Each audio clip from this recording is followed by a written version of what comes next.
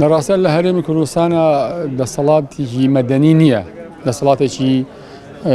پۆلیسی و عسکەرتاری هەیە و زۆرترین پارە و بودجێ ئەم هەرێمەش بۆ مەسایلی کردی ئەمنی و عسکەری ڕوا و چەند دوو بنەماڵەی سیاسی و چەند خێزانێکی سیاسی حکومڕانیەکەن کە پشتیان بەهێز و بە پارە بەستووە و پشتیان بە با بڵێن پاڵپشتی دەوڵەتانی داگیرکەری وەکو تورکیا و ئێران بەستووە. بۆیە ئەوان پێیان وایە بە زەبری هێز ئەتوانن کۆمەلگا بەڕێوەبەرن، هەر بۆیە ژەبینی منتیقەی داخراوی میدیایی هەیە، منتیقەی داخراوی کاری سیاسی هەیە. من لە ماوەی ڕابردووە بەشدار بووم لە دادگاییکردنی ئەو چالاکوانن ڕۆژمانانەی دادینانە لە دادگای شاری هەولێر. لە ڕاستیە دادگایەکە دادگایەکی تەواو سیاسیە و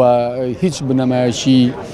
با بڵین تاوانکاری ئەوەی کە ئەمانە تاوانێکیان کرد دەبێت تیادا نییە، تەنها ئەوەیە کە کەسێکی سیاسیە و ئاسایش کە لە هیچ شوێنێکی دنیا نییە،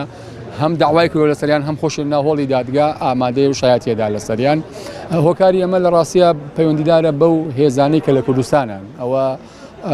بە تایبەتی ئەو هێزانەی کە ئێستا حکومڕانیان دروستکەوە لەگەڵ پارتیە، بە تایبەتی یەکێتی و گۆڕان